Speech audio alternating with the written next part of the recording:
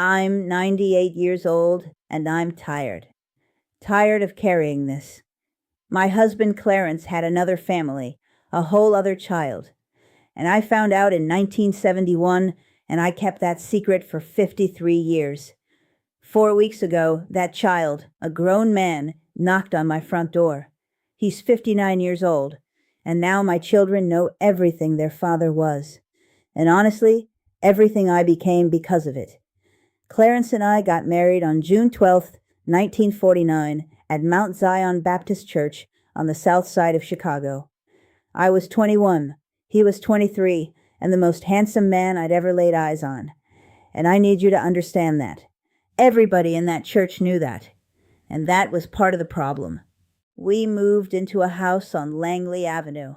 Same house I'm sitting in right now. Same kitchen. Same window I've been staring out of for 75 years.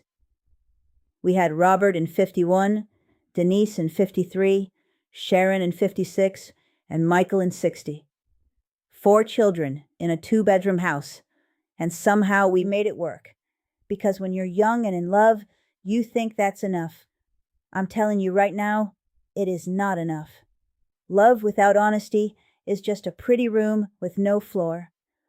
Clarence worked at Wisconsin Steel on the southeast side. 31 years. Came home every night smelling like fire and metal. He coached Little League on Saturdays. Was a deacon at Mount Zion. The kind of man people pointed to at church picnics and said, "Now that's a good man right there." And he was.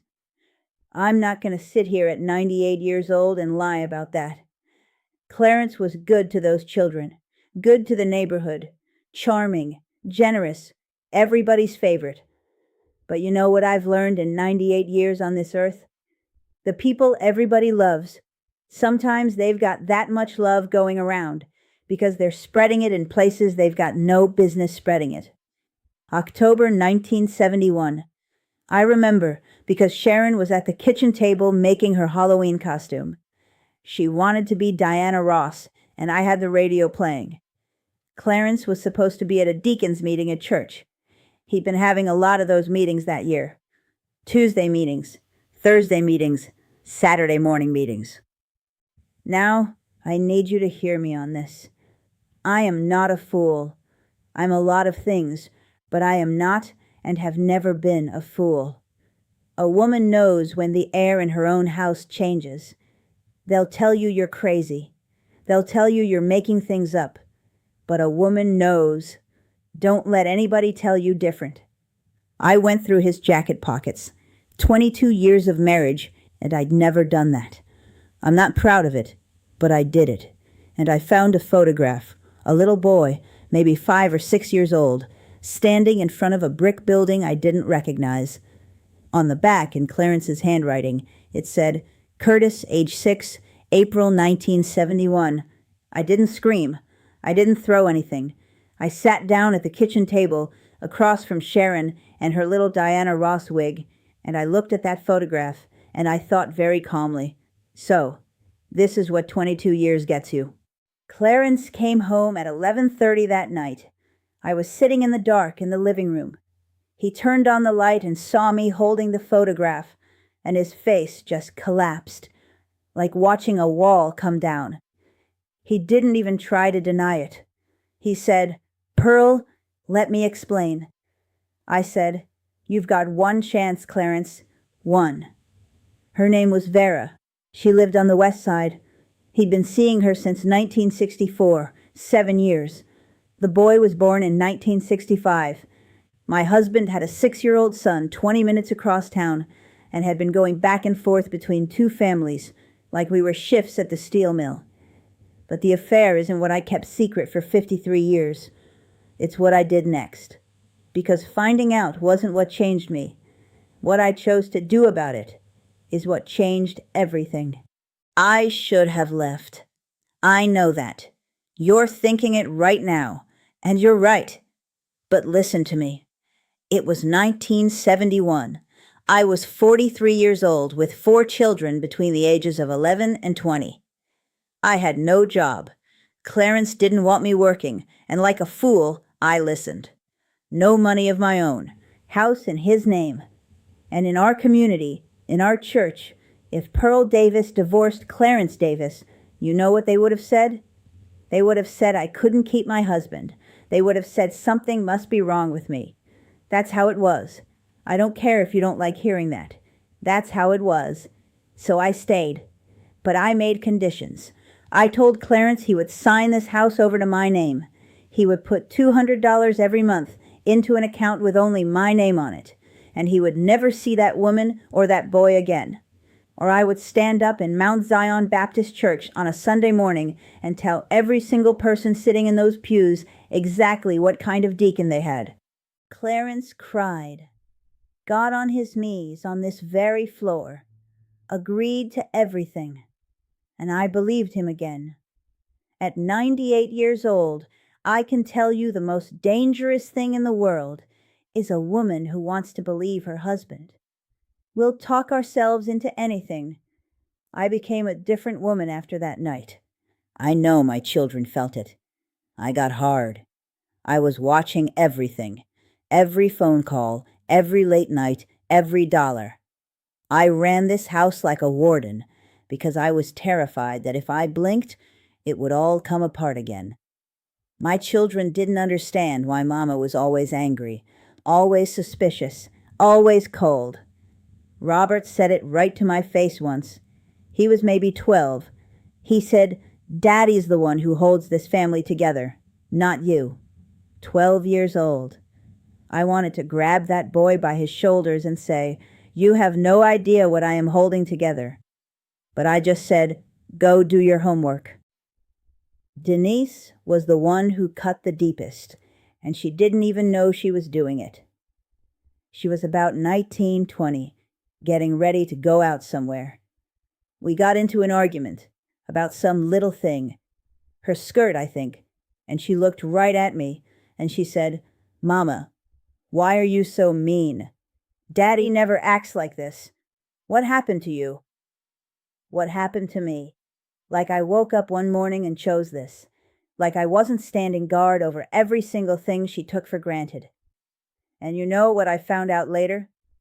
Clarence never stopped seeing her. Never stopped seeing the boy.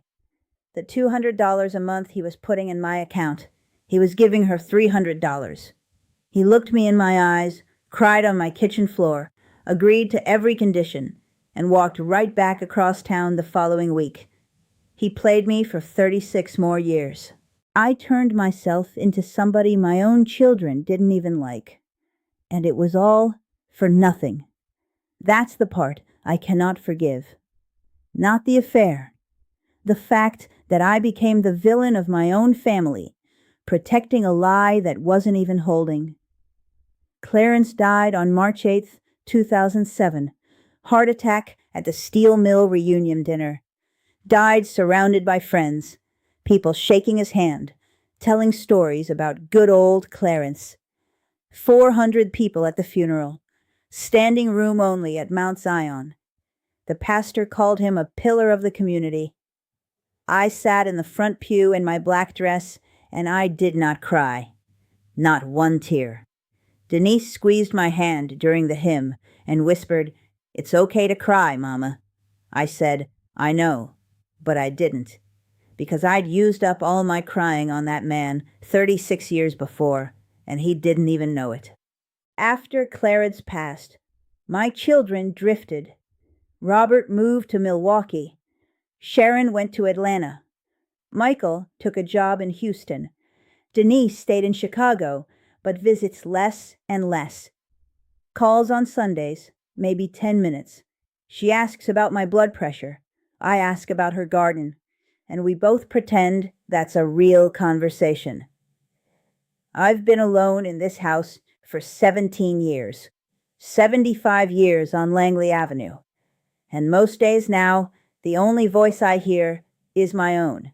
And let me tell you, you do not want to be the only person listening to yourself at 98.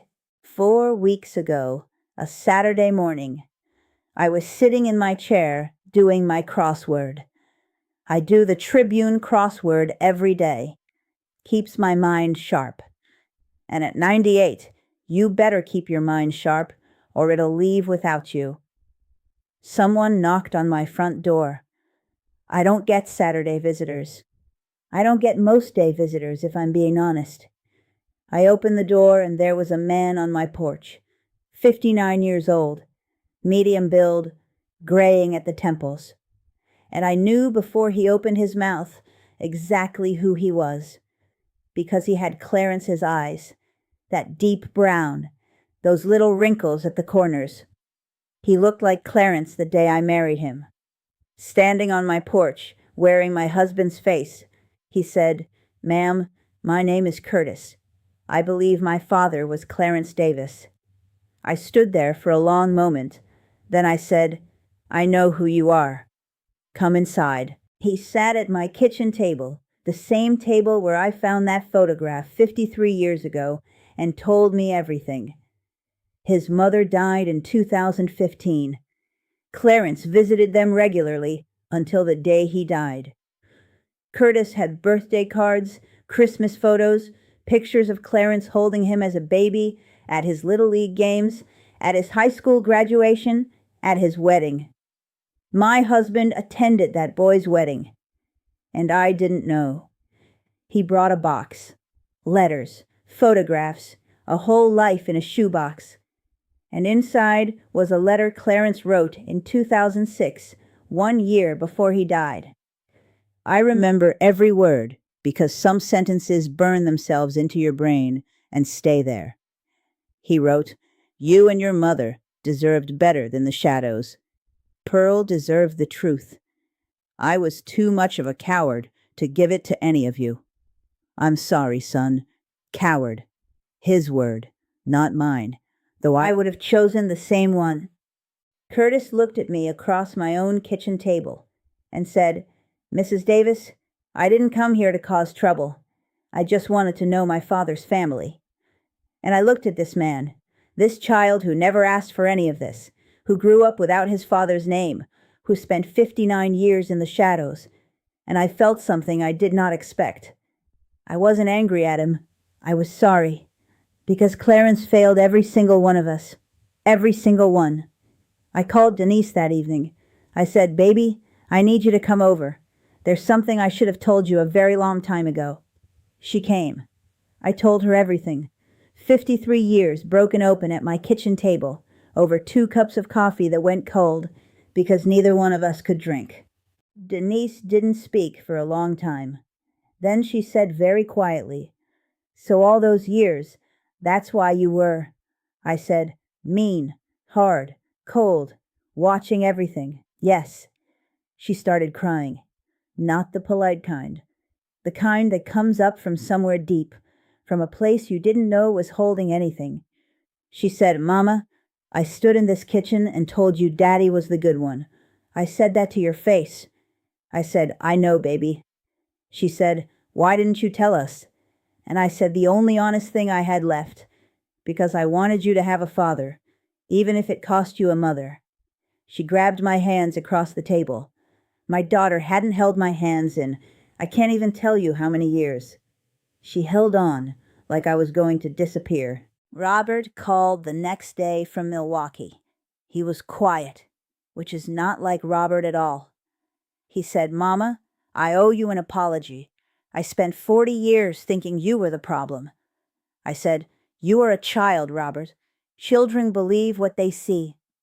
He said, "I'm not a child anymore, and I'm sorry." That one I felt. Sharon cried on the phone for 40 minutes straight. She kept saying, "Mama, you should have left him."